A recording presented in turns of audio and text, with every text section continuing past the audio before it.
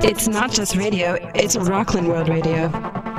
RocklandWorldRadio.com.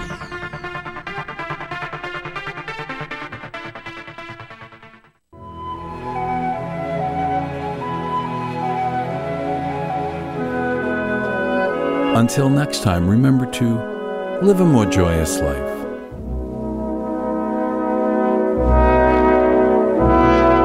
Welcome to Lighten Up, a show about bringing more love, light, and joy into your life, and archived on the Lighten Up program page.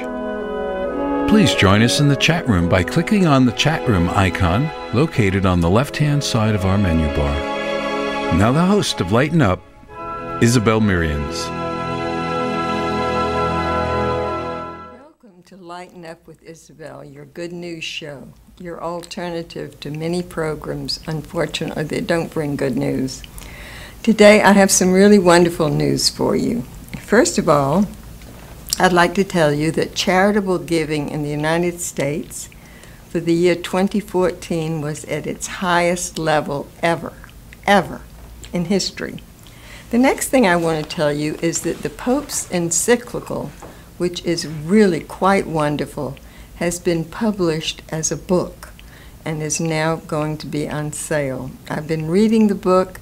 It is spectacular. He deals with how we can all chip in to help take care of the world, which is our mother and our most valuable asset, and also how poverty is affected by climate change. The Pope, interestingly enough, was trained as a chemist, and so he brings not only his wonderful spiritual views to this book, but he also brings the knowledge of a scientist. I think any of you would enjoy reading the book. It's extraordinary. My other good news is my guest today, Jeannette Rideau, who is really quite a remarkable woman. So remarkable, I had to write down some of her background so that I not forget it. Jeannette is a sculptor, a poet, an educator, and she's also one of the founding members of the Bergen-Passaic chapter of 100 Black Women. Would you speak just a little bit about that, Jen? Okay, thank you, and thank you for having me on, Isabel. It's my great pleasure. The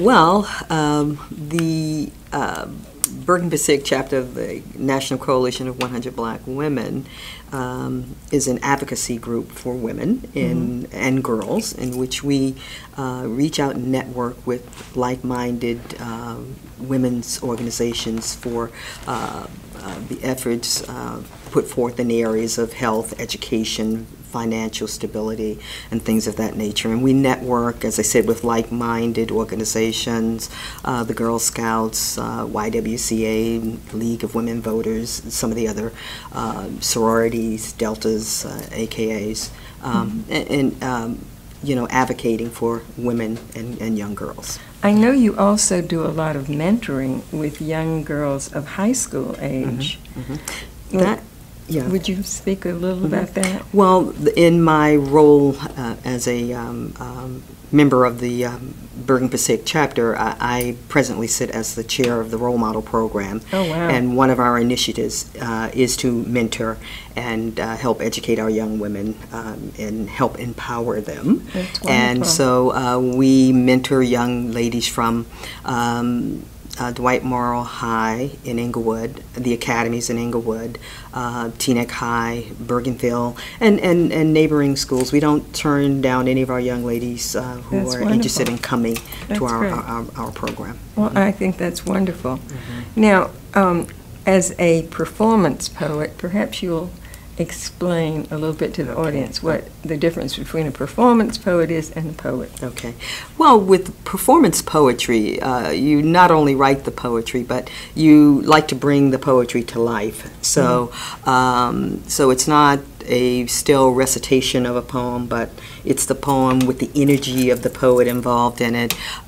You try to engage your audience, viscerally into the piece. So I've been doing this for some time, and I get quite a bit of pleasure out of it. And I really like to read the poetry, and you look out in the audience and you make eye contact with some of the people, and you see that they're into that poem with you, you know. I know that you had shared with me one of your poetry books called Your Music Brings Out the Poetry in Me, which is quite wonderful. And I wondered if you would be kind enough to read one or two of the poems from that book. Okay. And can I give you a little background? Absolutely. On I'd appreciate it. Okay.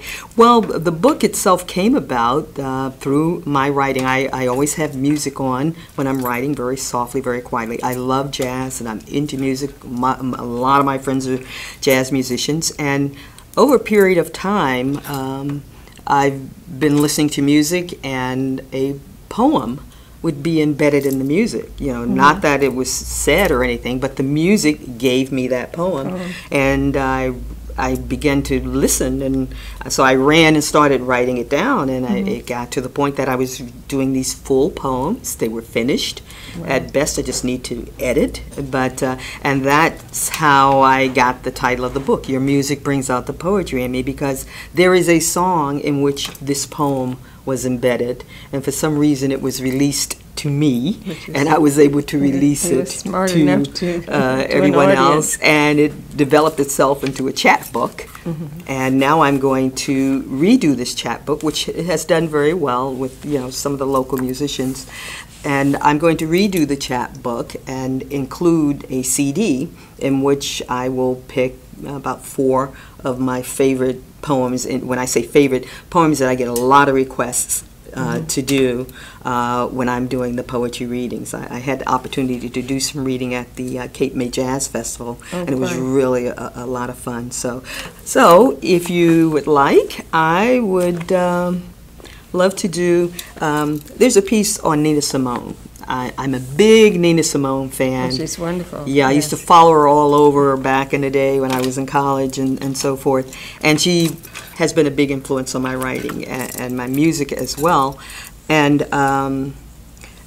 very recently, her music and her legacy in terms of what she did, not only musically but as a political advocate, has come back to fore. And a lot of the young people now are beginning to listen to Nina Simone again. So she's great. Yeah, and they recently did. It's like a resurgence. Yeah, really, absolutely, of her work. absolutely. Right. They recently did a documentary on her that is currently running, and there will be a new film out on her, and that's coming pretty soon. So as a diehard Nina Simone fan, I wrote this poem, and I'd like to do it for you. Please.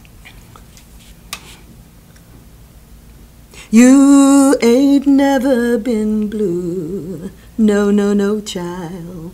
You ain't never been blue till you met that mood indigo. That feeling goes stealing right down to your shoes.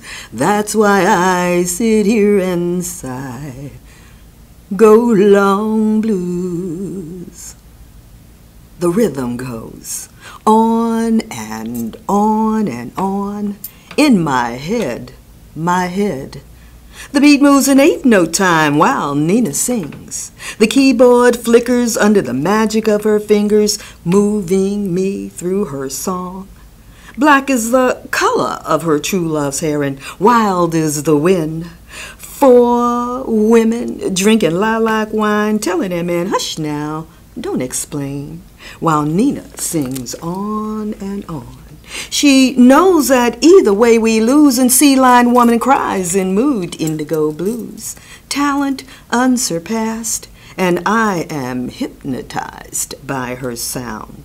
The music moves me through her maze, and Nina sings on and on and on.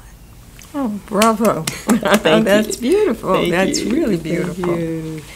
One of the things that I wanted to talk about today a little bit is about how our thoughts and the words we speak create our reality. Buddha once said that everything we are is a result of our thoughts. And so some of my thoughts today, and you personify this because Jeannette started out is a speech pathologist. Is that right? That's correct. But she always had this song and this poetry in her soul. And so she has kept that, fortunately, for all of us. So some of the things I wrote down today about our thoughts and the words we speak and how we need to keep them positive. Perhaps we would say, I am the architect of my life. Today I am brimming with energy and joy. I enjoy perfect health. My mind is creative. My soul is tranquil. Happiness is my choice. My potential is infinite. I am courageous. I live my life in appreciation. I am blessed with loving family and friends. My future is an ideal projection of what I imagine. My efforts are supported by the universe. My great desire is to help others. My life is just beginning. And I really felt that you exemplify many of those things, because I know that when you started out so differently, and you felt you had to earn money and so forth. Would you address that a little bit when you first started out? Yeah, well, as I was saying, when I started out, I naturally went for my career. I'm by profession a clinical speech language pathologist. And my job, which I don't want to say it that way because I do love it. So it's not something I do. You know, I really love what I do because I'm able to help people at very trying times.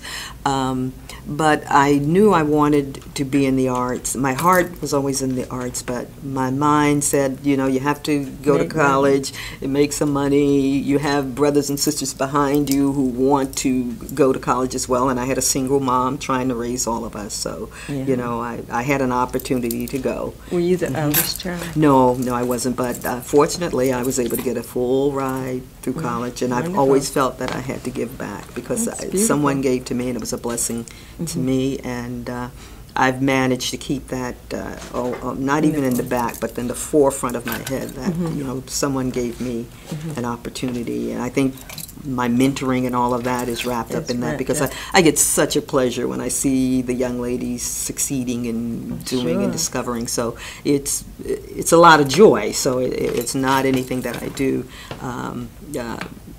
begrudgingly. I do it because it's part of who I am. Of course. And but I say all of that to say I did not want to give up my love of art.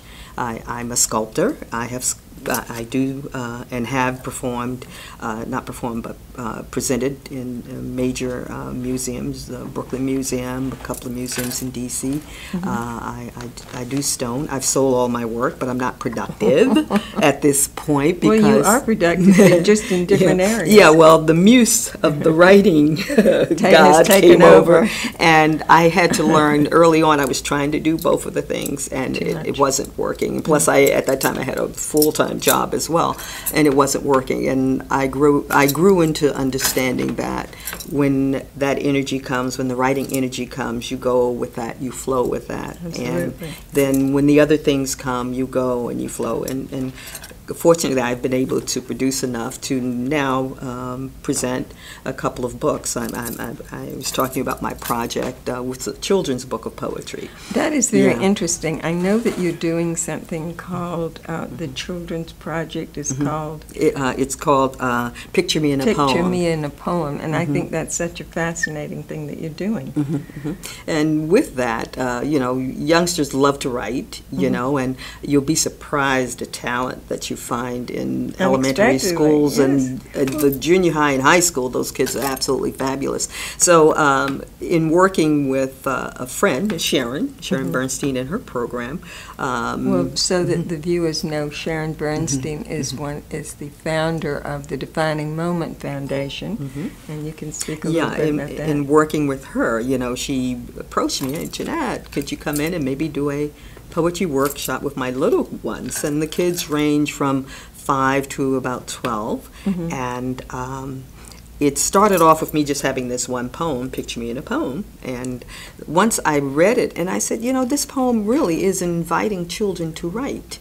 And so I said, okay, Sharon, I'll bring it in and I'll try it. And we did it formally last year, and it was tremendous. The poetry that we got from these kids. That's wonderful. Absolutely now, are you fabulous. putting it into a book, into book form? I'm going to put it in book form for Sharon. I think it's something that, you know, the work came from her kids. It's her project. So I'm talking to her now about making it a book of poetry written by her youngsters. And I'll do the lead poem, because the lead poem is inviting everyone into the poetry. Well, do you have that lead poem with you? Yes, I do. Would you be I good happen to enough? have it. Yes. Would you be good enough Sure, to read that? Sure, because I will read that. It'll give our viewers some Okay, sense all of right. how you got it going. Right. And as I said, this poetry book, along with me doing this book, and I'm also doing another general audience poetry book, but I want to get these babies done. I love them, but now I'm ready to let them go. Let them fly. Yeah, let them go. But the children's book, Picture Me in a Poem, which I'm going to feature the works of Sharon's youngsters in her program. It's a program that she runs in Inglewood with the youngsters. And So now you read this poem to the children first? yes, Oh, I read. okay. I read this poem to the children first. We talk about poetry and what poetry is. What can you do with poetry? What kind of does it make you words do you feel? use? You know, we can use rhyming words. We can use describing words. Blah, blah, blah, blah, blah. And then once we do that, I read this poem to them. And I said, okay, so we're all poets and we're going to write our poem. And I said, but first, let's listen to this poem so we can get our energies going. And I read this poem called Picture Me in a Poem. Picture me in a poem, writing words just for you, some words funny, some words true. Picture me as the writer, hoping you can see all the things I need to say from deep inside of me. Picture me in a poem, words cuddly and new, having lots of fun as I share my world with you. Picture me in a poem, writing happy and free, hoping you will pick up your pen and write along with me. So picture us in a poem, the creators of something new, writing the words we'd like to share with you and you and you.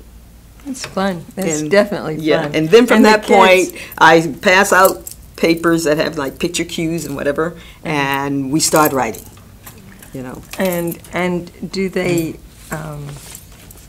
are they comfortable initially with it? Or? Absolutely. That's great. I'm Were just so. curious if they're a little shy in the beginning now. You'll have maybe one or two that are a little reticent, and I always include, well, if you don't want to write right now, okay, that's the Give them an caveat. hour. Yeah, that now. Maybe we'll draw me a picture, and so we'll talk about your picture. And I go around and I try to give each youngster an opportunity to talk with me. But most of the kids are writing. They're already wonderful. working. We were able, out of that last year's program, we got 43 poems Wow. from these youngsters, and there were a couple of them that were really, really very good. I had to tell a 9-year-old young man, I was like, oh my gosh, I wish I had written that poem. It was such a great poem. That's yeah, great. Yeah. Well, Jeannette, I know that you've been nominated as Woman of the Year twice. For And- Douglas, at Douglas College, Rutgers, yes. Yes, I know that. And was that about your advocacy, or just all of your work combined, or That did was- you address that? That was for the combined work that I've done in the arts in the state of New Jersey. It's a state award, Woman of the Year for the state of New Jersey, and Douglas College being a women's affiliated Right. college. They try to find women in New Jersey that are doing things. And I've been involved with so many things, from the writing and the poetry. I've been involved with programs not only in Bergen County but down in Newark and other places as well. And So they you heard know, of your work. yeah, someone twice someone thought enough of me to submit my name Oh, for that's lovely. some of the things that I've done in That's New Jersey lovely. over the years. That's wonderful. Now, going forward, I mean, I know you have so many plans, but I would ask you to read one other poem if you would. Okay. And which one are you going to do? We're going to do a a poem called An Open Letter to the Divas. Now, this is another jazz. Yes, it's another jazz one that would be in Your Music Brings Out the Poetry in Me, so it's another jazz one. And I wrote this poem as a tribute to Sarah Vaughan, which I had the pleasure of meeting, you know. And Lucky you. Yeah, I know, and I was absolutely speechless, and I don't know what I said to her to this day. Other than hello. Yeah, I said hello and something else, and she looked at me like, I don't know what you're saying either, and she just kind of patted me and said, okay, that's all right. That's okay, sweetie. Yeah, right, absolutely. And so I wrote, it was one of those evenings when I was over at a club in Manhattan, and one of my girlfriends was a good friend of Sarah Vaughan's, and she took me over as a surprise. And Sarah was performing, but you could see she was tired. But you know, she gave a beautiful thing, right? And then when she sat at the table, she was just really kind of wiped out, you know. Yeah. And I thought about her, and I thought about the other jazz and blues and just performers in general who give of themselves, and even when they're tired. Yeah, even when they're tired. Exhausted. And we as a consumer don't always give them the courtesy of some privacy sometimes, you know, like you see them in the public and everybody wants to rush up to them. Maybe we need to back off of them for a minute and just let them relax. Well, anyway, I wrote this poem called An Open Letter to the Divas, a tribute for Sarah Vaughan. You sang your heart out last night, and we listened with a blues ear.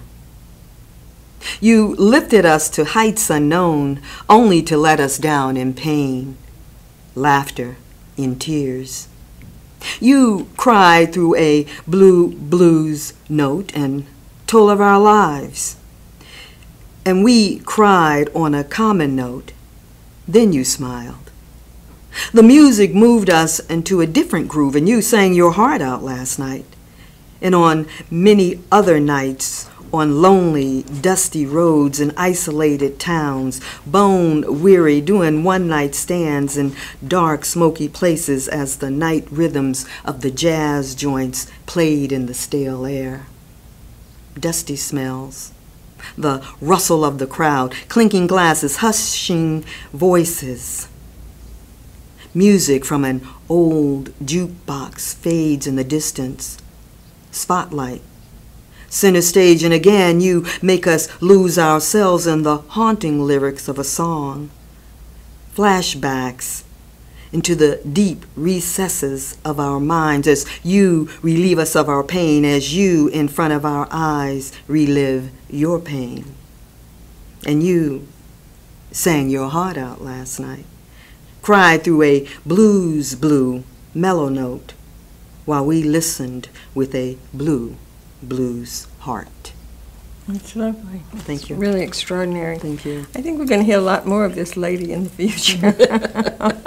I certainly hope so. Yes. Now, I think what we're going to do is we're going to close the program with one of your poems, which I'm particularly fond of, which is called Your Music Brings Out the Poetry in Me. Absolutely. So I'm sure that the audience will really love this because the poem has been put to music. Yes. And yes. It's part of a CD that I was a guest poet on. And this will give you an idea of the book in concept, because this book will be reproduced, and I'm going to perform 4 of the poems to music and you're going to be include it with the doing book. the singing. Yes. Oh, Okay. yes. Yes. That's Okay. exciting. So, all right. And you've been a really, really wonderful guest. I Oh, want to thank you so much. I really It's been enjoyed fun. it. It's been a pleasure meeting you. Oh, it's just been pure fun. Yes.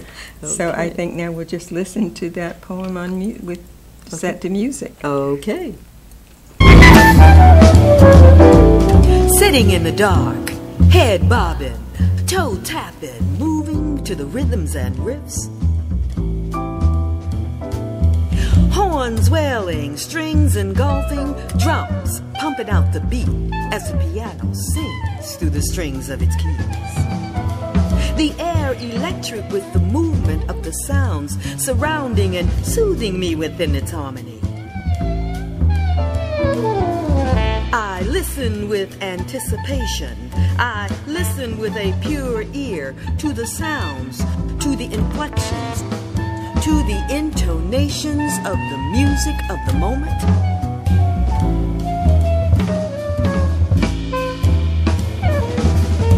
Totally wrapped in its hypnotic beat. Lady sings while Duke swings and sways. Coltrane blows, backs a beating, and I groove to the jazz diva. Jazz band, jazz man, I ride your music, feel your story and smile. Because your music brings out the poetry in me.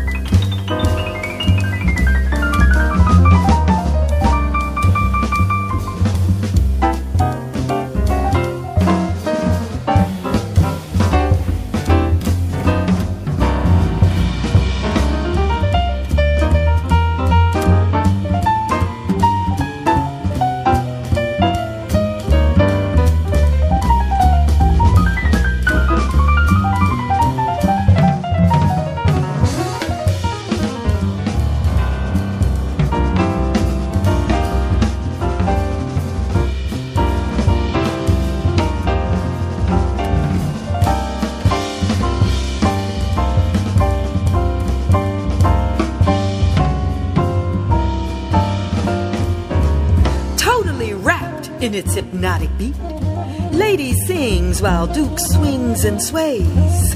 Coltrane blows, Max a beating, and I groove to the jazz diva, jazz band, jazz man. I ride your music, feel your story and smile, because your music brings out the poetry in me. Like something moving in a shadow room. The jazz came slow, like something moving in a shadowed room. The jazz came cool, billowing, blowing my pinwheel heart round and round with this sound, crashing, blasting, splinter shattering on the wall before it stops. It's not just radio, it's Rockland World Radio. RocklandWorldRadio.com.